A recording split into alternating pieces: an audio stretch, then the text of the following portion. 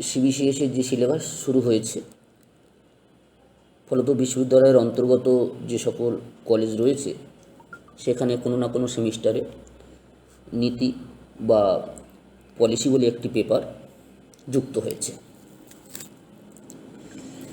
যাই হোক, নীতি বলতে অবশ্য এখানে নৈতিকতা বা মোরালিটির এই অংশটির কথা বলা হচ্ছে না, এটি হলো পলিসি। তো এখন প্রশ্ন হলো, নীতি কী বা নীতির অর্থ কী বা নীতি কাকে বলে? এই বিষয়টা নিয়ে যদি আমরা আলোচনা করতে যাই, তাহলে আমাদেরকে এখানে প্রশাসন বা সংগঠনকে যুক্ত করতে হবে। যেমন ধরা যাক, আমরা যদি বা কেউ যদি কোনো সংগঠন গড়ে তোলেন বা সংস্থা গড়ে তোলেন, সেই সংস্থা কিছু নির্দিষ্ট লক্ষ্য এবং উদ্দেশ্য নিয়েই গড়ে উঠবে। অর্থাৎ নির্দিষ্ট কোনো লক্ষ্য এবং উদ্দেশ্য বহির্ভূতভাবে কোনো সংগঠন গড়ে উঠতে পারে না, এটাই স্বাভাবিক। যেমন ধরো, আমরা যদি প্রশাসনিক দিক থেকে দেখি যে ভারত সরকারের লক্ষ্য হচ্ছে দারিদ্র্য দূরীকরণ, আর এই দারিদ্র্য দূরীকরণের লক্ষ্যে ভারত সরকারের উদ্দেশ্য হলো কর্মসংস্থান, খাদ্য সংস্থান এবং শিক্ষা ব্যবস্থা পরিচালনা করা। অর্থাৎ নীতির সংজ্ঞা নির্ধারণের ক্ষেত্রে একটি বিষয় খুব পরিষ্কার করে বলা যায়, যে কোনো সংগঠনের লক্ষ্য পরিচালনার জন্য সেখানে নীতি নির্ধারণ করতে হয়।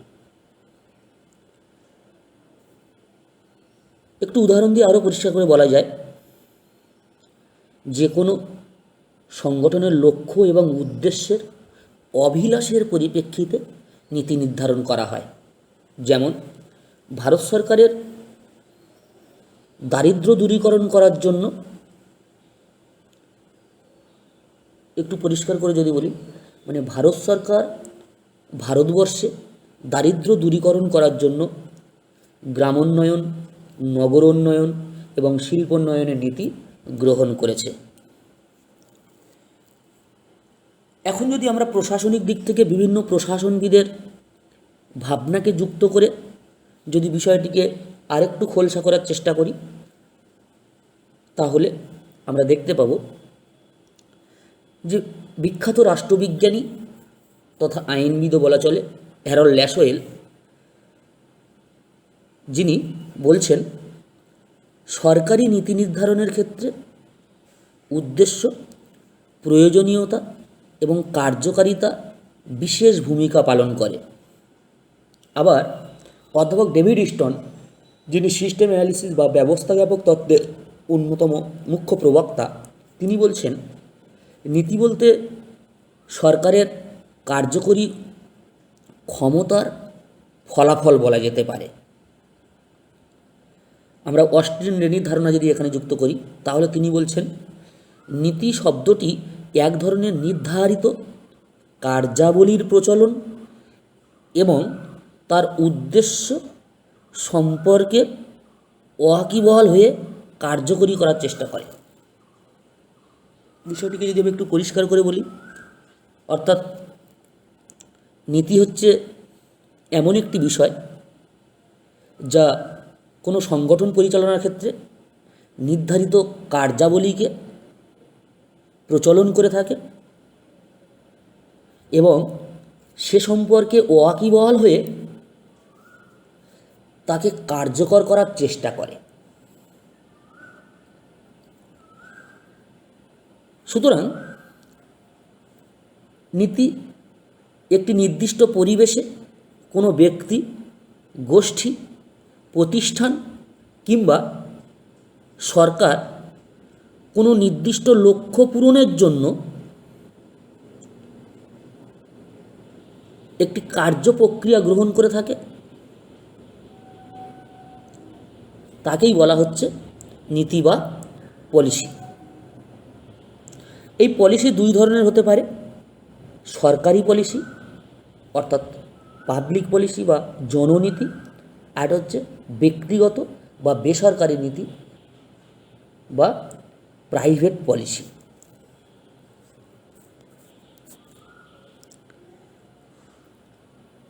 এখন যদি আমরা এই নীতি বা পলিসির বৈশিষ্ট্য অনুধাবন করার চেষ্টা করি, তাহলে আমরা খুব সহজেই দেখতে পাব যে প্রতিষ্ঠানকে পরিচালনা করতে গেলে সেই প্রতিষ্ঠানের মধ্যে বিভিন্ন ব্যক্তির মতামত তথা সাধারণ কিছু দৃষ্টিভঙ্গি থাকে। তার পরিপ্রেক্ষিতে নীতির নেচার বা বৈশিষ্ট্য ধরা পড়বে। মানে নীতির প্রকৃতি কেমন হবে, নীতির ক্যারেক্টারিস্টিক্স কেমন হবে, সেগুলো ফিচার্স কেমন হবে, সেটা ধরা পড়বে। তো যাই হোক, নীতির এই ধরনের বৈশিষ্ট্যকে যদি আমরা তুলে ধরতে চাই, তাহলে অবশ্যই করে 8টা দিক আমাদের সামনে উঠে আসে। এই 8টি দিক হলো যে নীতি সবসময় স্পেসিফিক হবে, অর্থাৎ নীতিকে সর্বদা নির্দিষ্ট হতে হবে। এটি যদি অনিশ্চিত হয় তাহলে বাস্তবায়িত করা কঠিন হয়ে পড়বে। অর্থাৎ নীতিকে সবসময় সুনির্দিষ্ট হতেই হবে, যা সবাই সহজে অনুধাবন করতে পারে। দ্বিতীয়ত, নীতি অবশ্যই করে রিলায়েবল বা নির্ভরযোগ্য হবে, যাতে সংগঠনের বা প্রশাসনের অধস্তনরা দক্ষতার সাথে তা অনুসরণ করতে পারেন। তৃতীয়ত, নীতি সর্বদা হবে ক্লিয়ার, অর্থাৎ পরিষ্কার, অর্থাৎ এর মধ্যে কোনো রকম অপভাষা, এমনকি পরিবর্তিত কোনো শব্দ, এই জিনিসগুলো থাকবে না। এক কথায় নীতিকে অনুসরণ করতে গিয়ে কোনো ভুল বোঝাবুঝি হওয়া উচিত নয়। তাই নীতি সর্বদা ক্লিয়ার, অর্থাৎ পরিষ্কার হবে, তবে একটি সংগঠন বা প্রশাসন সঠিকভাবে তার উদ্দেশ্যকে সফল করতে সক্ষম হবে। চতুর্থত, নীতি হবে অ্যাপ্রোপ্রিয়েট, অর্থাৎ সংগঠনের সমসাময়িক লক্ষ্যকে সফল করার জন্য নীতিকে উপযুক্ত হতে হবে।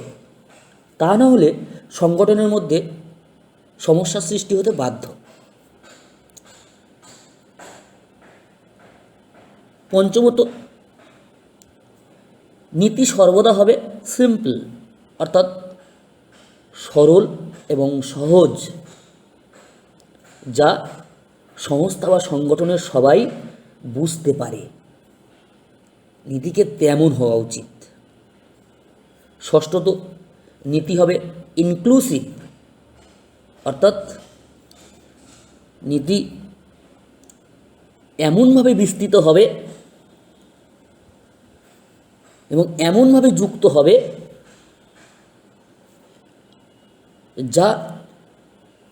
যার মধ্যে কোনো রকম ফাঁক থাকবে না বা গ্যাপ থাকবে না, এমনকি তাকে স্বচ্ছন্দে বিস্তৃত করার সুযোগও থাকবে। সপ্তমত, নীতি হবে সর্বদা নমনীয় বা ফ্লেক্সিবল। এর অর্থ এই নয় যে কোনো নীতি সর্বদা রূপান্তর বা পরিবর্তন করা উচিত বা পরিবর্তন করা যাবে, কিন্তু এটা ঠিক যে নীতির পরিধি এমনভাবে বিস্তৃত হবে যাতে প্রশাসনের লাইন এবং স্টাফরা তা পুনরাবৃত্তি করতে পারে, সেই ধরনের ফ্লেক্সিবল হবে। অর্থাৎ আমরা যদি একটু উদাহরণ দিয়ে বোঝার চেষ্টা করি বিষয়টাকে, যে কেমন ধরনের ফ্লেক্সিবল হবে। দেখা গেল কোনো একটি ডিপার্টমেন্টে, সরকারি ডিপার্টমেন্টে যে নীতি নিয়ে কাজ চলছিল, সেখানকার সেই দপ্তরের কোনো অফিসার বা কোনো কর্মী বদলি হয়ে গেলেন কিংবা তিনি অবসর গ্রহণ করলেন। তাহলে নতুন যিনি এসে সেই পদে যুক্ত হবেন, তিনি যাতে স্বচ্ছন্দে এবং সহজে তা অনুধাবন করতে পারেন এবং প্রয়োগ করতে পারেন, তেমন ধরনের ফ্লেক্সিবিলিটির কথা বলা হচ্ছে আসলে এখানে। এবং অষ্টমত, নীতি সর্বদা স্টেবল বা স্থিতিশীল হবে। এটি যেন কোনো রকম অনিশ্চয়তার মধ্য থেকে না এগোয়, বরং নির্দেশিকার মধ্যে কাজ করে সহজে মন জয় করা যাবে। নীতি হবে তেমন।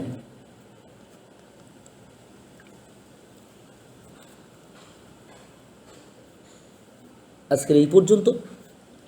পরবর্তী আলোচনা নীতির উদ্দেশ্য এবং লক্ষ্য। এ প্রসঙ্গে একটুখানি বলে রাখি, আমরা চিরাচরিতভাবে সাধারণভাবে লক্ষ্য এবং উদ্দেশ্যকে সমান রূপে বা একই আঙ্গিকে দেখে এসেছি, কিন্তু না, প্রশাসন বা সংগঠন পরিচালনার ক্ষেত্রে উদ্দেশ্য এবং লক্ষ্যের মধ্যে একটি সূক্ষ্ম ধারণাগত পার্থক্য রয়েছে।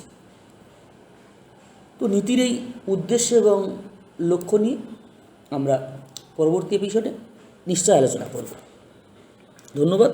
সবাই ভালো থাকবেন, সাবধানে থাকবেন।